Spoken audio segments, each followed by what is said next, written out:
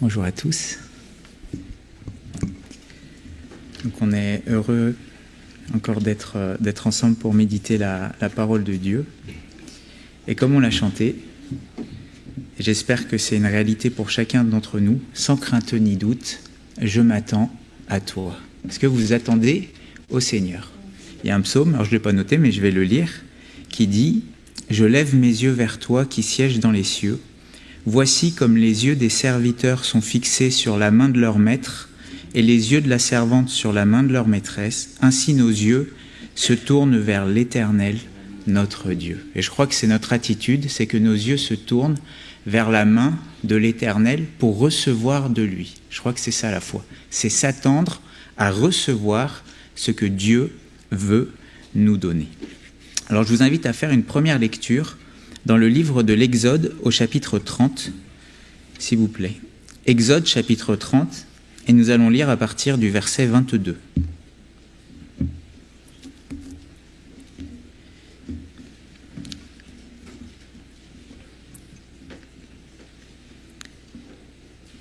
Exode chapitre 30, verset 22.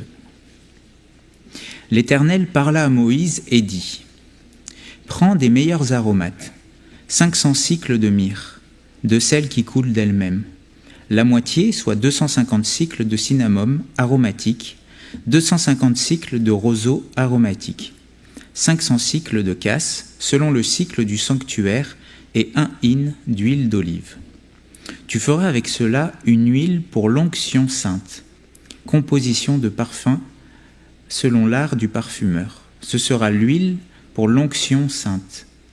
Tu en oindras la tente d'assignation et l'arche du témoignage, la table et tous les ustensiles, le chandelier et ses ustensiles, l'autel des parfums, l'autel des holocaustes et tous ses ustensiles, la cuve avec sa base. Tu sanctifieras ces choses et elles seront très saintes.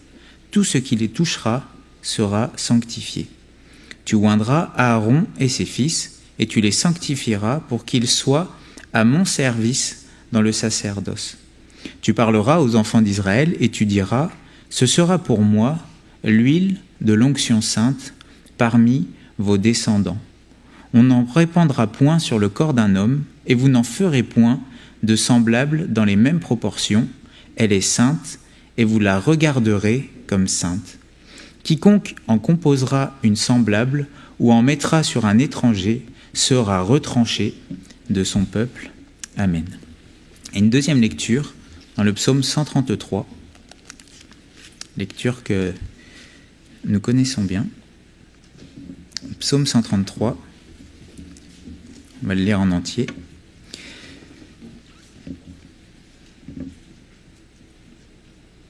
Cantique des degrés de David. Voici, ô, qu'il est agréable, qu'il est doux pour des frères de demeurer ensemble.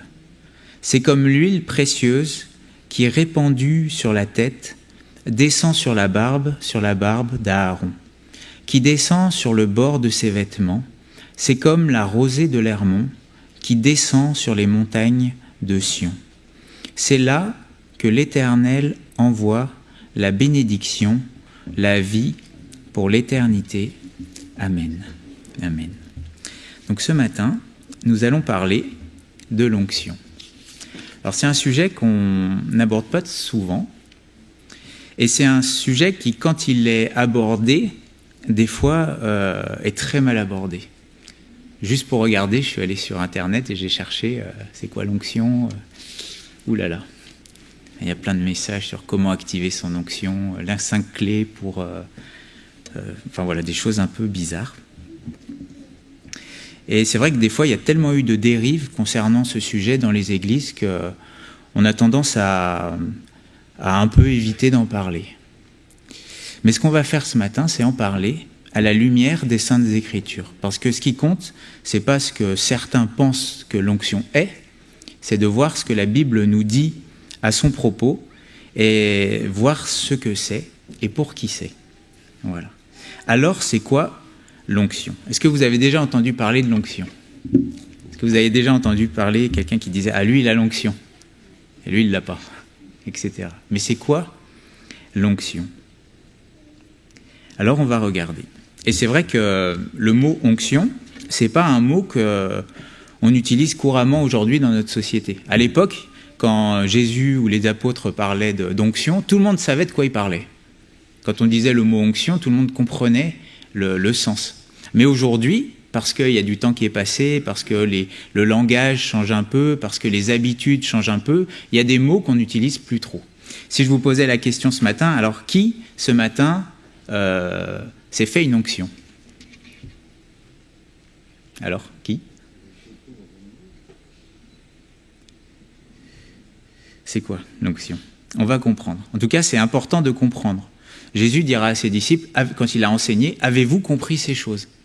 Ou Philippe dira à l'eunuque éthiopien, « Mais comprends-tu ce que tu lis ?» Et c'est vrai qu'il y a des choses, si on ne les a pas compris, on ne peut pas les mettre en pratique, ou on ne peut pas vraiment saisir ce que Jésus ou les apôtres ont voulu nous dire au travers des Saintes Écritures. C'est pour ça qu'il est important de comprendre. Alors c'est quoi l'onction? Littéralement, le mot onction, ça vient d'un verbe qui veut dire oindre. Faire une onction, c'est oindre quelqu'un. Oindre. Et oindre, c'est quoi? Oindre, c'est quand j'applique un produit sur moi. Que ça soit de l'huile, que ça soit quelque chose de gras, que ça soit, la Bible parle de collyre, de oindre ses yeux. En fait, oindre, ou une onction, c'est simplement quand j'applique quelque chose sur moi. Tout simplement. À l'époque, il y avait l'huile, elle servait à quoi? Alors elle servait à plein de choses. Elle servait à faire de la nourriture, elle servait de carburant pour alimenter les lampes, elle servait de toutes sortes de choses. Mais l'huile, elle servait également de produit de beauté. Et oui. D'ailleurs, ceux qui composent leurs produits de beauté maison savent très bien qu'on peut utiliser de l'huile. C'était un produit de beauté, en fait.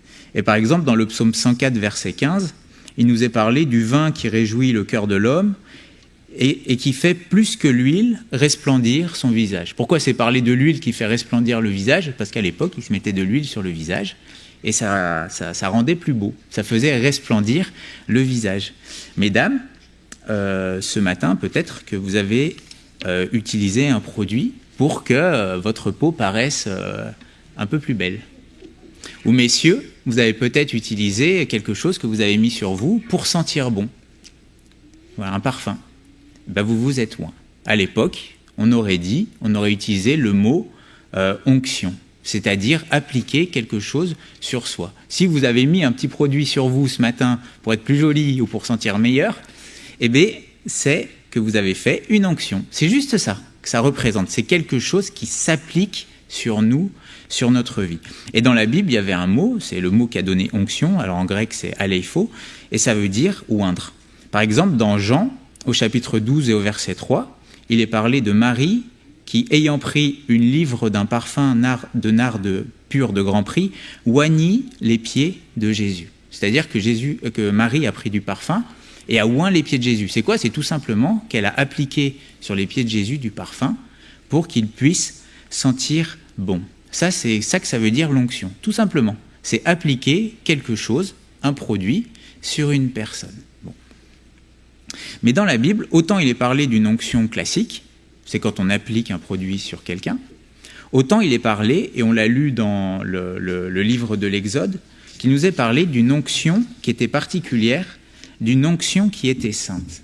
Et comme on l'avait déjà vu, le mot saint, ça veut dire à part, ou une onction sacrée. C'est-à-dire qu'il y avait une onction, là c'est de l'huile parfumée, c'était à la fois un parfum, à la fois de l'huile, qui était utilisée uniquement pour un certain usage.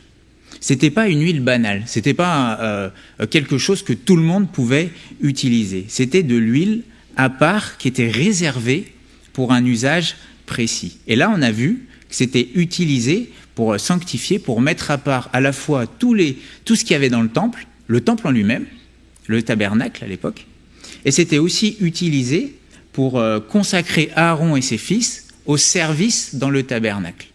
Et ça servait uniquement à cela. Et il nous est dit de cette huile, on l'a lu tout à l'heure, c'était au verset 32, Exode 30, 32, « On n'en répandra point sur le corps d'un homme, vous n'en ferez point de semblable dans les mêmes proportions, elle est sainte, et vous la regarderez comme sainte. » C'est-à-dire que cette huile-là, elle était faite dans des proportions particulières, et il était interdit de l'imiter. Elle avait une odeur particulière qu'on ne pouvait retrouver nulle part ailleurs. Interdiction de l'imiter. Ça veut dire quoi? Ça veut dire que quand le souverain sacrificateur et les sacrificateurs passaient quelque part, il y avait une odeur particulière qu'on reconnaissait et qui était uniquement pour eux et pas pour les autres. Et dans le texte original, lorsqu'il est parlé de cette onction-là, il y a un autre mot qui est utilisé. Quand il est parlé de l'onction sacrée, de cette onction qui était interdite d'être imitée, de cette onction qu'on ne pouvait pas mettre sur n'importe qui, le mot qui était utilisé, alors dans l'hébreu c'est machar, c'est le mot qui a donné Messie. Et en grec c'était Christos, c'est le mot qui a donné Christ. Vous savez, quand on dit que Jésus c'est le Christ, ou qu'on dit Jésus-Christ, c'est pas prénom et nom. C'est pas Jésus c'est le prénom et Christ c'est le nom de famille, c'est pas ça que ça veut dire. D'ailleurs, il y a certaines versions, pour éviter qu'on l'amalgame, disent le Christ Jésus, ils inversent.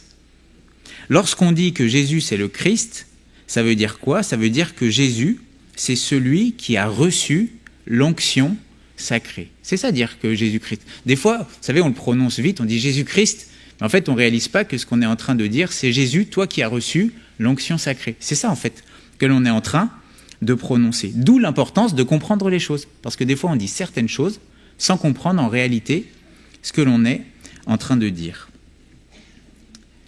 Quand on regarde cette onction, à qui elle était réservée? Cette onction qui était sacrée. Parce qu'on a vu qu'elle était réservée uniquement à certaines personnes. Quand on regarde dans les Saintes Écritures, on voit qu'il y avait 3 catégories de personnes qui recevaient l'onction sacrée, et pas plus. 3 catégories. Le premier, c'était les sacrificateurs, ceux dont on a lu. C'est ceux qui devaient faire des sacrifices pour que le peuple puisse être pardonné. C'était les sacrificateurs. Il n'y avait que eux qui avaient cette onction. Les deuxièmes, c'était les rois. Et quand on voit, par exemple, Samuel qui va choisir Saül pour être roi d'Israël, qu'est-ce qu'il va lui faire? Une onction. Il va verser de l'huile sur sa tête.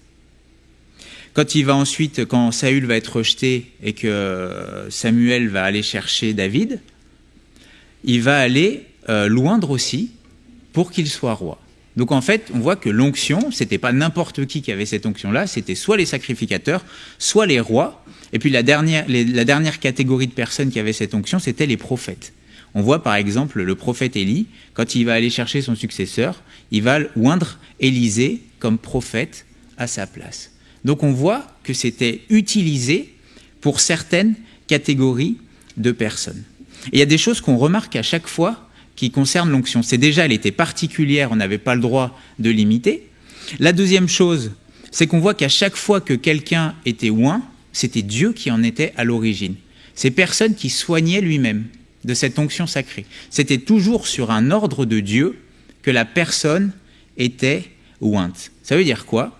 Ça veut dire que celui qui était oint, c'était pas lui qui choisissait, c'est Dieu qui choisissait pour lui. La décision venait d'en haut. Ce n'est pas les hommes qui choisissaient eux-mêmes d'avoir cette onction sacrée, c'est Dieu qui choisissait les hommes. Par exemple, quand Samuel va aller chercher le futur roi, donc Dieu lui dit, tu vas dans la maison d'Isaïe. Il est là-bas. Donc il va dans la maison d'Isaïe, et donc Isaïe va présenter ses fils, du plus grand au plus jeune. Et on voit qu'il y a le premier qui arrive, il avait vraiment la carrure pour être roi. Et pourtant, Dieu ne va pas le choisir. Puis le deuxième, pareil, Dieu ne va pas le choisir. Et quand tous les fils qui étaient là sont passés, Samuel dit, mais ils sont là tous tes fils? Il dit, non, il y a le dernier, lui, ils ne l'ont même pas fait venir. Il gardait les troupeaux dans les champs. Et donc dans 1 Samuel chapitre 16 verset 12, donc Samuel va demander d'aller le chercher, donc Isaïe l'envoya chercher. Or il était blond, avec de beaux yeux et une belle figure. Bon, mais c'était pas ça qui faisait les caractéristiques d'un roi. Un roi, c'était pas parce qu'il était beau, blond et d'une belle figure qu'il allait être roi. Bon, Dieu regardait pas à l'apparence physique, il regarde au cœur, c'est dit dans ce passage. L'homme regarde à ce qui frappe les regards, mais Dieu regarde au cœur. Et à ce moment-là, l'Éternel dit à Samuel, « Lève-toi, oins-le, car c'est lui. C'est-à-dire que David était le choix de Dieu. Il était celui que Dieu avait choisi, et cette onction montrait que c'était un choix de Dieu. L'onction était le résultat de ce qu'on pourrait appeler l'élection, du fait que Dieu a choisi un homme. Et au verset 13, Samuel prit la corne d'huile et l'oignit au milieu de ses frères. Ça veut dire quoi? Ça veut dire que ce n'est pas tous les frères qui ont été choisis, il n'y en a qu'un qui a été choisi au milieu de ses frères, et c'était David. Et regardez ce qui est dit après, l'Esprit de l'Éternel saisit David à partir de ce jour, et dans la suite, on arrête la lecture là. Vous voyez? Donc il y a eu un choix souverain de Dieu. L'onction, elle n'est pas venue des hommes, elle n'est pas fabriquée par les hommes, mais surtout, elle vient de Dieu. Et on voit au travers de cette onction-là que c'est une image de Jésus qui allait venir, qui est le fils de David, que Dieu avait choisi pour être son oint. Bon. Et en fait, à chaque fois qu'on voit qu'il y a une onction, on voit que c'est Dieu qui en était à l'origine. C'est pareil pour Saül, c'est pareil pour les prophètes, c'est Dieu qui choisissait. Une autre chose qu'on voit, c'est que quand il est parlé de l'onction, il est toujours fait référence au Saint-Esprit, à l'Esprit de Dieu. Là, on l'a lu au verset 13. Samuel prit la corne d'huile et l'oignit au milieu de ses frères. Et qu'est-ce qui se passe? L'Esprit de l'Éternel saisit David.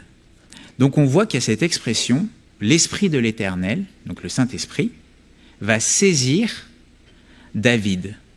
Ce n'est pas David qui va saisir le Saint-Esprit et qui va l'utiliser.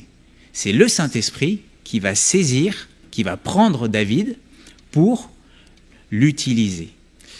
Et vous savez, le Seigneur, Dieu, c'est vrai qu'il est le Père, c'est vrai qu'il est le Fils, mais Dieu est aussi le Saint-Esprit. Jésus dira à la Samaritaine, Dieu est esprit. Paul dira aux Corinthiens, c'est dans 2 Corinthiens chapitre 3 verset 17, « Or, le Seigneur, c'est l'Esprit. Et là où est l'Esprit du Seigneur, là est la liberté. » Et on se rend compte que cette huile qui était versée, appliquée sur certains hommes, elle symbolisait la présence du Saint-Esprit, la présence de Dieu par son Esprit qui vient saisir un homme. Dieu choisit un homme et Dieu saisit cet homme qu'il a choisi. Le Saint-Esprit, c'est vraiment ce que représente l'onction. L'onction, c'est un symbole. La réalité, c'est l'Esprit de Dieu qui va saisir un homme. Et c'est ce que l'on voit plusieurs fois. Là, il est écrit que l'Esprit de l'Éternel saisit David, mais si on va dans Actes au chapitre 10 et au verset 18, quand il nous est parlé de Jésus, l'apôtre va dire « Vous savez comment Dieu a oint du Saint-Esprit et de force Jésus de Nazareth. » Il nous est dit que Dieu a oint du Saint-Esprit, donc ce qui est appliqué, ce n'est pas de l'huile, c'est le Saint-Esprit, et de force Jésus. Donc l'onction, c'est un symbole qui représente l'Esprit de Dieu, la présence de Dieu qui vient sur un homme pour le saisir. Et ce que l'on voit ensuite, c'est l'utiliser. Jésus dira aussi, c'est dans Luc chapitre 4, verset 18, « L'Esprit du Seigneur est sur moi parce qu'il m'a oint. » Vous voyez? Jésus va dire que l'Esprit de Dieu était sur lui parce qu'il a été oint. Donc l'onction, c'est la présence de Dieu par son Esprit sur un homme. C'est ça que ça veut dire.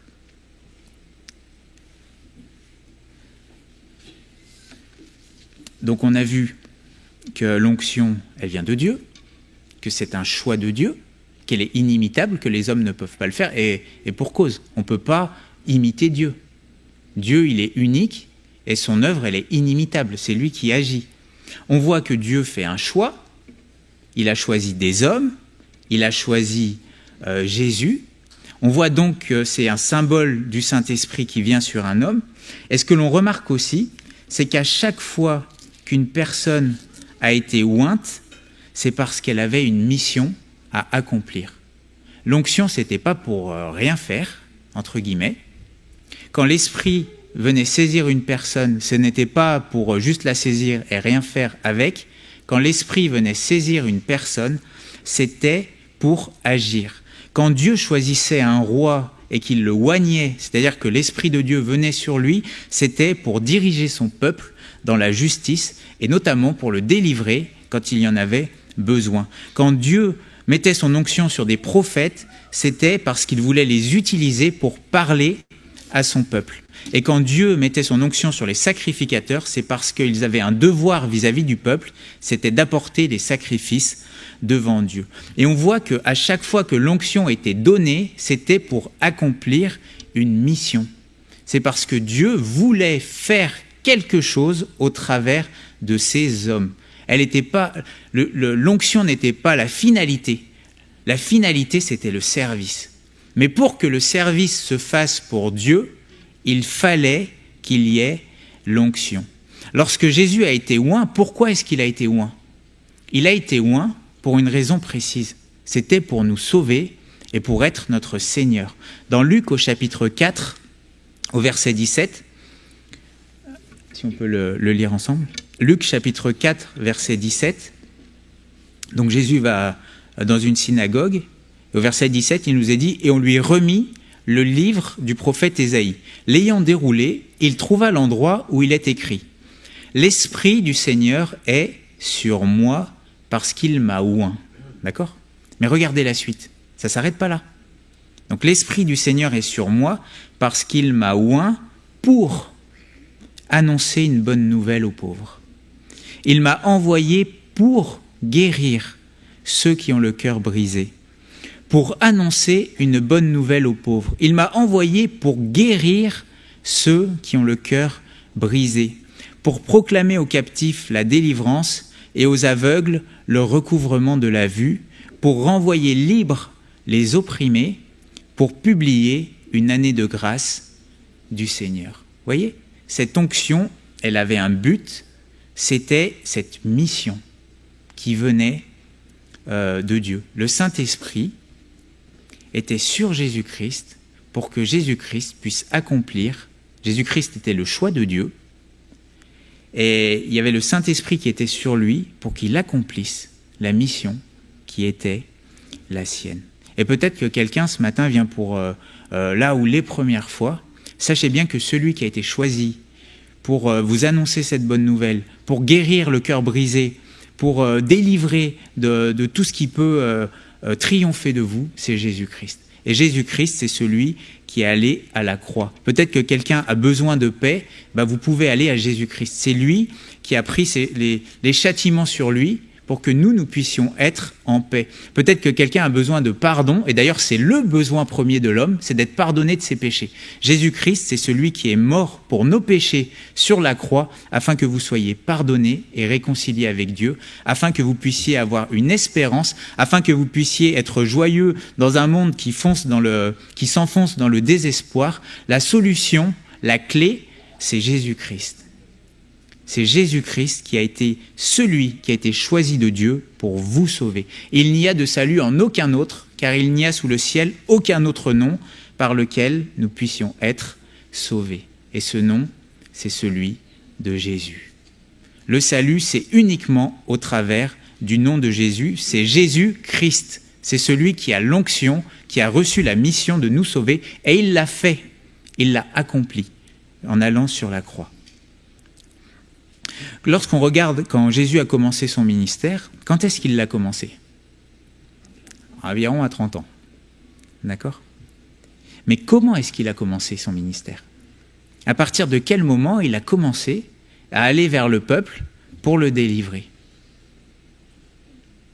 Eh bien, on voit qu'il a commencé à partir du moment où il a reçu, le Saint-Esprit est venu sur lui pour le remplir. Si on va dans Luc au chapitre 3,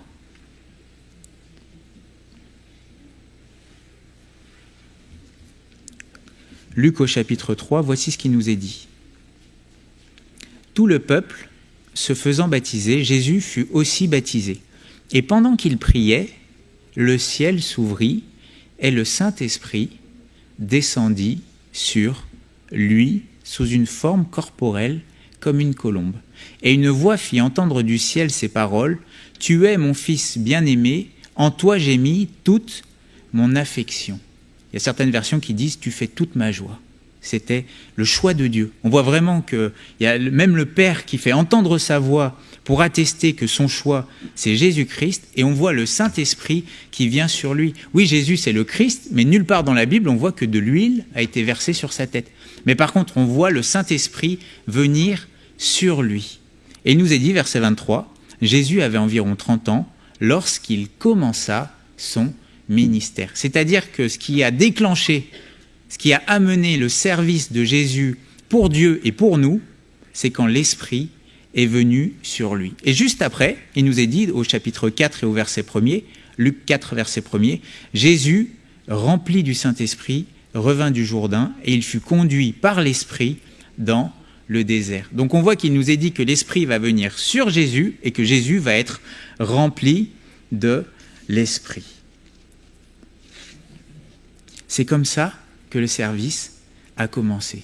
Jésus a reçu le Saint-Esprit et à partir du moment où il a reçu le Saint-Esprit, il a accompli son service. Mais ça ne s'arrête pas là. Si on va dans Actes au chapitre 2, voici ce que Pierre va dire en parlant de la résurrection de Jésus. Parce que oui, Jésus est mort pour nos péchés, mais il est ressuscité. Ensuite, il est apparu vivant pendant plusieurs jours à ses disciples, et il a été élevé auprès du Père. Mais ça ne s'est pas arrêté là. Acte 2, 33, voici ce que dit Pierre. « Élevé par la droite de Dieu, il a reçu du Père le Saint-Esprit qui avait été promis, et il l'a répandu, comme vous le voyez et l'entendez. » Donc en fait, on voit que Jésus, c'est celui qui est le choix de Dieu, qui a reçu le Saint-Esprit. Quand il l'a reçu, il a été rempli du Saint-Esprit.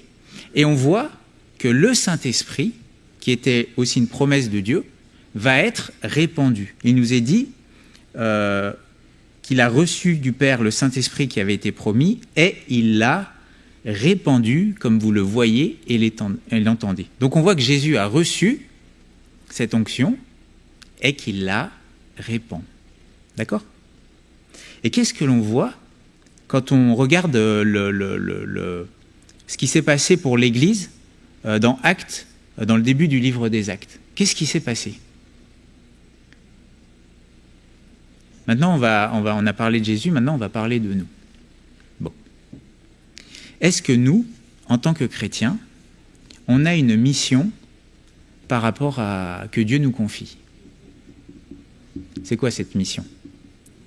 Dans Matthieu, au chapitre 28, verset 19, Jésus va dire « Allez, faites de toutes les nations des disciples, les baptisant au nom du Père, du Fils et du Saint-Esprit. » Donc en fait, on a une mission. D'accord ? Et en fait, on va voir un peu plus loin qu'on est le choix de Dieu à partir du moment où on est en Christ, et que parce qu'on fait partie de l'Église, on a cette mission qui nous est confiée à nous.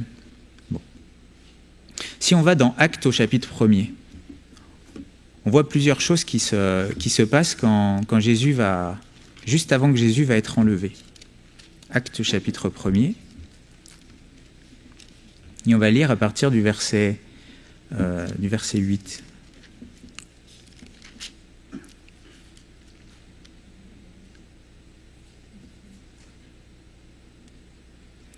Non, on va même commencer à partir du verset 4. Comme il se trouvait avec eux, donc Jésus, il leur recommanda de ne pas s'éloigner de Jérusalem, mais d'attendre ce que le Père avait promis, ce que je vous ai annoncé, leur dit-il. Donc il est parlé d'une promesse que les disciples ont dû attendre. D'accord ? Car Jean a baptisé d'eau, mais vous, dans peu de jours, vous serez baptisés du Saint-Esprit. D'accord ?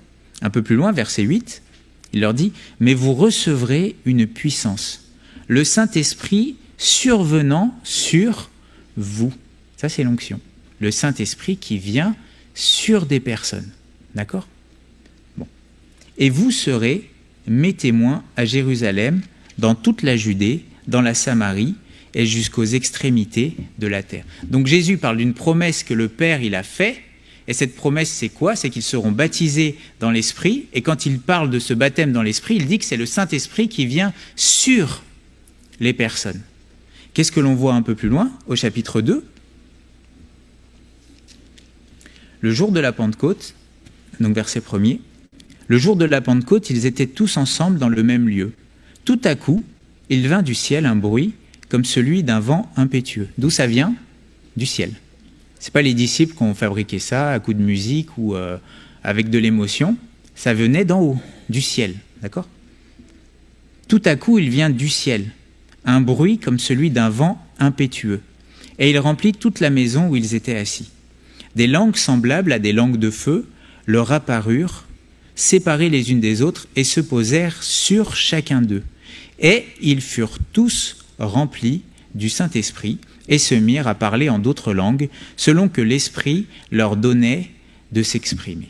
D'accord? Donc on voit qu'à ce moment-là, c'est le baptême dans le Saint-Esprit. Le Saint-Esprit vient du ciel, il est envoyé par le Père selon la promesse qui était faite, et il vient sur les disciples. D'accord? Bon.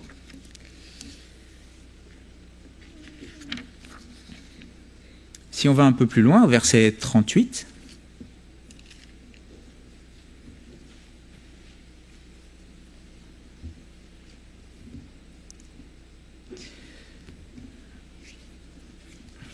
ou même pas verset 38, pardon. On va aller au verset 15. Donc quand les gens vont venir parce qu'ils ont entendu le bruit, Pierre va dire « Ces gens ne sont pas ivres comme vous le supposez, car c'est la 3e heure du jour. Mais c'est ici ce qui a été dit par le prophète Joël, c'est là la promesse. Dans les derniers jours, dit Dieu, je répandrai de mon esprit sur toute chair. Vos fils et vos filles prophétiseront, vos jeunes gens auront des visions et vos vieillards auront des songes. Oui, sur mes serviteurs et sur mes servantes, dans ces jours-là, je répandrai de mon esprit et ils prophétiseront. » Ça, c'est la promesse dont il est parlé. Et un peu plus loin, verset 37, il nous est dit, après avoir entendu ce discours, ils eurent le cœur vivement touché, et ils dirent à Pierre et aux autres apôtres, « Hommes, frères, que ferons-nous » Pierre leur dit, « Repentez-vous, et que chacun de vous soit baptisé au nom de Jésus-Christ à cause du pardon de vos péchés, et vous recevrez le don du Saint-Esprit. Car la promesse, donc de quelle promesse il est parlé? Du Saint-Esprit qui vient oindre, du baptême dans l'Esprit, qui vient oindre les disciples, car la promesse est sur vous, pour vos enfants, et pour tous ceux qui sont au loin, en aussi grand nombre que le Seigneur notre Dieu les appellera. » Donc la promesse, elle est pour qui? Elle est pour nous. Pour les serviteurs et les servantes du Seigneur.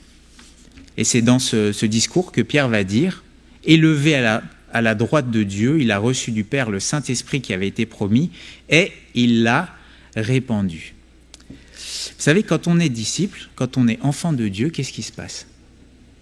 À partir du moment où on se convertit et qu'on choisit Dieu comme notre Père et comme notre Seigneur, la Bible dit qu'on fait partie de son corps.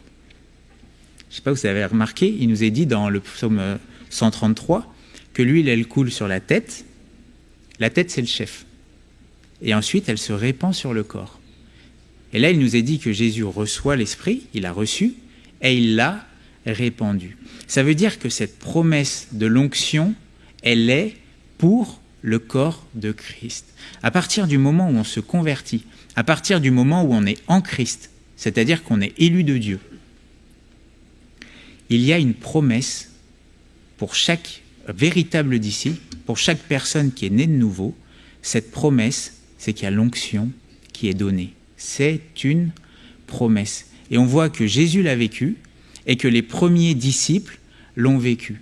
Ça veut dire quoi qu'on fait partie du corps de Christ? Ça veut dire qu'on est membres les uns des autres.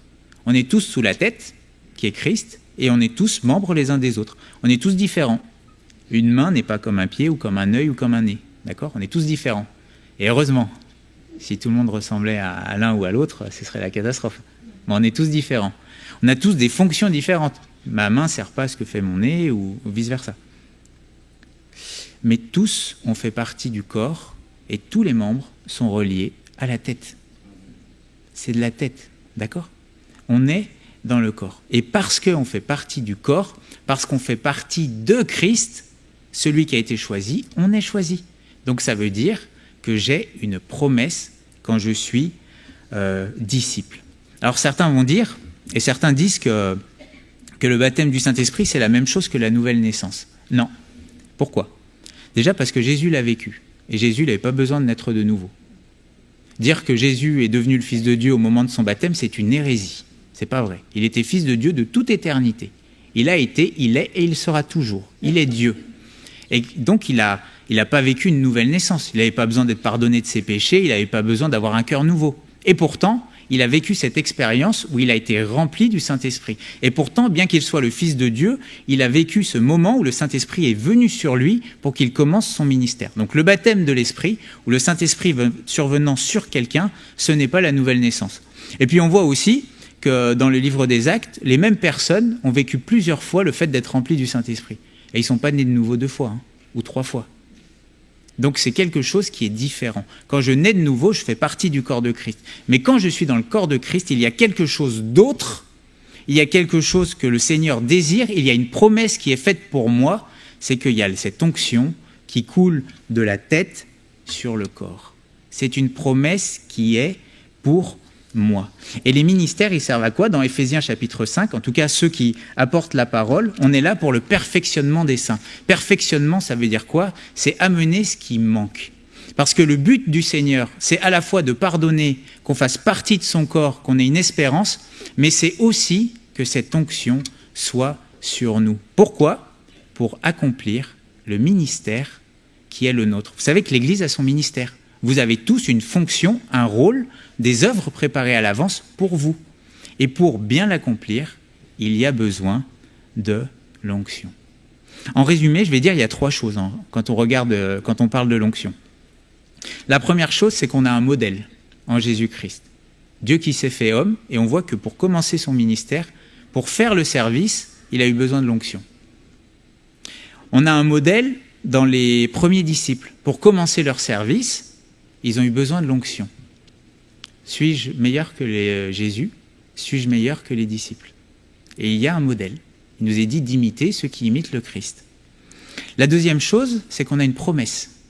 Et là, on l'a lu tout à l'heure, la promesse, elle est pour tous, en aussi grand nombre que le Seigneur les appellera. Donc j'ai à la fois un modèle, j'ai à la fois une promesse, et en plus, j'ai un commandement. C'est dans Éphésiens, au chapitre 5 et au verset 18, l'apôtre Paul va dire « Ne vous enivrez pas de vin, c'est de la débauche, soyez au contraire remplis de l'esprit. » Donc j'ai un modèle, une promesse, un commandement. Donc ça veut dire quoi ? Ça veut dire que n'importe lequel des enfants de Dieu peut avoir l'onction pour accomplir son service.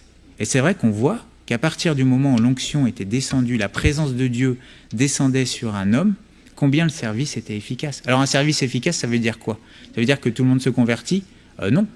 Jésus, qui avait l'onction, il allait dans certaines villes, on voulait le lapider. Les disciples, ils avaient l'onction et pourtant, combien de persécutions ils ont eues ? Le résultat de l'onction, c'est pas tout le monde converti. Détrompez-vous. Le résultat de l'onction, c'est d'avoir un témoignage véritable par rapport à la résurrection de Jésus. C'est un témoignage réel. Alors maintenant, soyons concrets. Je vais vous poser quelques questions et je vais terminer sur ces questions pour ne pas être trop long. Déjà, première question, est-ce que je suis sauvé ? Parce que ça commence là. Parce que parler d'onction si je ne suis pas sauvé, ce n'est pas vraiment une bonne chose. Est-ce que je fais partie du corps de Christ ? Est-ce que je suis uni à Jésus ? Et puis quand je suis uni à Jésus, je suis uni aux autres. Ma communion avec Dieu me rend en communion les uns avec les autres. Comment faire partie du corps de Christ ? C'est ce que Pierre a prêché. Avant de leur dire « recevez le don du Saint-Esprit », il leur a dit « repentez-vous et croyez ». Donc la première chose que je dois me poser comme question, c'est est-ce que je me suis repenti? Est-ce que j'ai mis ma confiance dans l'œuvre de Jésus à la croix? Et quand on fait partie du corps de Christ, ça se voit comment? Ça se voit aux fruits. On reconnaît l'arbre à son fruit. Quand quelqu'un est en communion avec Jésus, il porte du fruit. Hein? Un bon arbre ne peut pas porter de mauvais fruits, ni un mauvais arbre de bons fruits. On reconnaît l'arbre à son fruit. Ça, c'est ce qu'on appelle aussi la nouvelle naissance. La nouvelle naissance, c'est quoi? C'est le Saint-Esprit vient habiter en moi. Il n'est pas question d'être sur moi, c'est une question d'être en moi. D'accord? Quand Jésus va voir ses disciples après la résurrection, il va souffler sur eux et il va leur dire « Recevez le Saint-Esprit ». Et pourtant, c'est les mêmes sur qui, après, le Saint-Esprit va venir. Donc c'est une chose d'avoir le Saint-Esprit en soi, c'en est une autre qui vienne sur nous. Bon. La première question que je dois me poser, c'est « Est-ce que je suis sauvé ?» Et si je suis sauvé, ça veut dire que je fais partie du corps de Christ. D'accord? Bon. La deuxième question que je dois me poser, là en fait on fait du perfectionnement. On commence par la première étape. La deuxième étape, c'est est-ce que, parce que je suis sauvé, mécaniquement, je trouve et je suis à ma place dans le corps de Christ. Parce que quelqu'un qui est sauvé et qui n'aime pas aller à l'église, il n'est pas sauvé. Hein. La véritable église, attention. Parce qu'il y en a certains qui ne peuvent plus aller dans ce qu'on appelle une église, parce que c'est plus l'église. Mais il y en a d'autres qui, même s'ils sont isolés par Zoom ou autre, ils vont quand même s'assembler avec l'église parce qu'ils le veulent, ils en ont ce désir, ils veulent faire corps avec leurs frères et sœurs. Et c'est l'œuvre du Seigneur de nous sauver et de faire de nous un corps. Il me sauve, il me met dans son corps. Donc il me met à une place avec une fonction, des œuvres à préparer d'avance.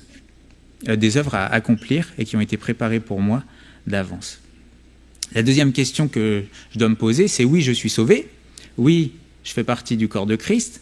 La question, c'est est-ce que je veux faire et accomplir les œuvres que Dieu veut pour moi? Est-ce que vous voulez faire ce que le Seigneur vous appelle à faire? Parce que c'est une chose d'être un enfant de Dieu, c'en est une autre que d'être utile au Seigneur. On peut être enfant de Dieu sans être homme de Dieu, vous voyez ce que je veux dire? C'est pas parce qu'un enfant, il est vivant, mais on ne va pas pouvoir lui confier des tâches importantes. Il faut qu'il mûrisse. D'accord? Bon. La question est, est-ce que je veux accomplir le service que Dieu veut? Et donc, on a vu que pour ce service, Dieu donne l'onction. Maintenant, la question qu'on peut se poser ensuite, c'est est-ce que je crois à la promesse de Dieu? Est-ce que j'y crois? Que le Saint-Esprit, la promesse d'être rempli de l'Esprit, baptisé de l'Esprit, elle est pour moi. Est-ce que je crois que le modèle que Jésus m'a laissé, que les apôtres m'ont laissé, c'est pour moi? Est-ce que je crois que le commandement que l'apôtre Paul a donné à l'église d'Éphèse, il est pour moi? Soyez remplis de l'Esprit. Et donc la dernière question, c'est est-ce que je prends? En fait, l'onction, elle coule. Mais le problème, c'est pas est-ce que l'onction vient, elle est déjà là. Elle est sur le corps de Christ, elle est répandue de la tête vers le corps. La question c'est, est-ce que je prends? Et c'est ce qu'on a entendu dans les chants, ce qu'on a entendu dans les dons. La question n'est pas est-ce que Dieu veut me donner? Dieu vous donne. La question est, est-ce que je prends ce que Dieu me donne? Comment est-ce qu'on a reçu le salut? Par la foi. Comment est-ce qu'on reçoit l'onction? Par la foi. C'est tout simple. La foi c'est quoi? C'est pas savoir ce que Dieu me donne. La foi c'est prendre ce que Dieu me donne. C'est une chose d'avoir la foi, c'est comme avoir une main, d'accord? Tout le monde a la foi. Spirituellement, c'est comme si tout le monde avait une main, d'accord? Mais c'est pas parce que j'ai une main que je vais saisir quelque chose. Si Lucas me tendait un billet, que je sais qu'il me tend le billet, c'est pas parce que j'ai une main que je vais avoir le billet avec moi. C'est quand je le prendrai, comprenez? Eh bien, la foi, c'est ça. Le Saint-Esprit est donné à tous, à nous, de prendre ce que Dieu nous donne. L'huile coule sur le corps, sur le vêtement d'Aaron, à moi de recevoir ce qui coule pour moi. Et comment est-ce qu'on reçoit une promesse de Dieu? Eh bien, c'est par la foi et la persévérance. Il nous est demandé d'imiter ceux qui, par la foi et la persévérance, héritent des promesses. C'est pas parce que je crois et que j'ai cet acte de foi de prendre que ça va être instantané. Les disciples, il a fallu 10 jours. Jésus, il a commencé son ministère à 30 ans. Pourquoi il fallait ce temps? Je ne sais pas. Enfin, si, j'ai une idée, mais bon, c'est pas le sujet, je ne veux pas être trop long. Mais ce que je veux dire, c'est qu'à un moment, ils ont cru à la promesse. Ils ont attendu la promesse. Comment est-ce qu'ils l'ont attendue? Dans une attitude de foi, de prière, jusqu'à ce qu'elle arrive. La question est, est-ce que j'ai la foi? Et est-ce que je vais prier jusqu'à? Est-ce que je vais saisir la promesse de Dieu jusqu'à ce qu'elle se manifeste dans ma vie? La Bible, elle dit, si tu crois, tu verras la gloire de Dieu. C'est sûr que si je m'appuie sur ce que je vois, vous savez, le problème, c'est que certains voudraient l'onction, mais le problème, c'est qu'ils ne s'appuient pas sur la parole de Dieu, ils s'appuient sur ce qu'ils voient. Alors quand ils sont transportés par les émotions, il y a l'onction, mais bon, c'est l'émotion. Puis quand il n'y a pas les émotions, il n'y a pas l'onction, bah oui, mais ça c'est la vue, ça c'est être une girouette. C'est pas être fondé sur la parole de Dieu. Être fondé sur la parole de Dieu, c'est non pas regarder aux choses, aux circonstances. Être fondé sur la parole de Dieu, c'est croire que ce que Dieu me dit est vrai et c'est le prendre. Et lorsque je prends par la foi et que je persévère dans la promesse de Dieu, parce qu'il y a un temps pour toute chose sous le ciel, eh ben je reçois. Et quand je reçois, après ça se manifeste. C'est ce qu'a fait Jésus et on voit le résultat. C'est ce qu'ont fait les apôtres et on voit le résultat. C'est ce que nous pouvons faire et il y aura le même résultat. Amen. Merci Seigneur pour ta parole. Et merci parce que, Seigneur, c'est une œuvre que tu commences et que tu mènes à la perfection. Merci Seigneur parce que ton but c'est que nous soyons sauvés. Et Seigneur, merci pour le salut. Merci Seigneur parce que oui, le salut il est gratuit. Et c'est pas à nous de payer un prix, c'est toi qui as payé le prix pour nos vies, pour nous. C'est toi qui es allé sur cette croix, Seigneur Jésus.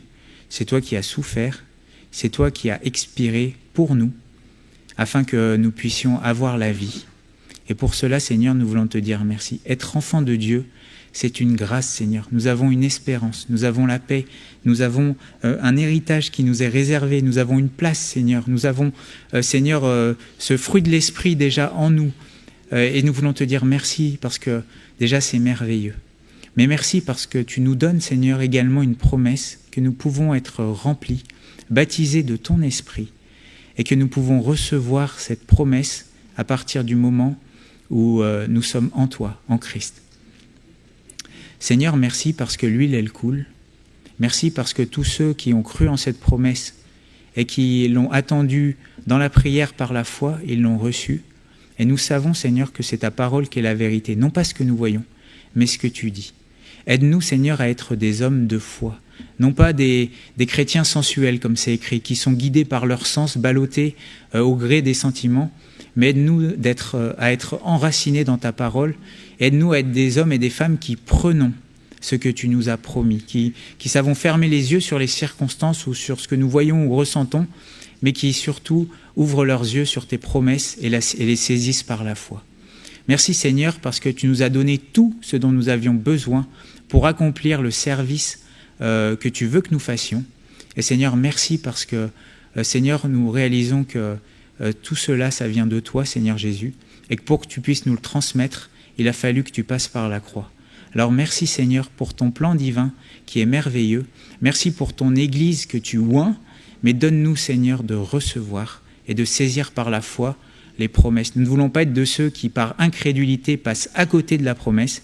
Nous voulons être de ceux qui choisissent de te faire confiance et qui prennent la promesse.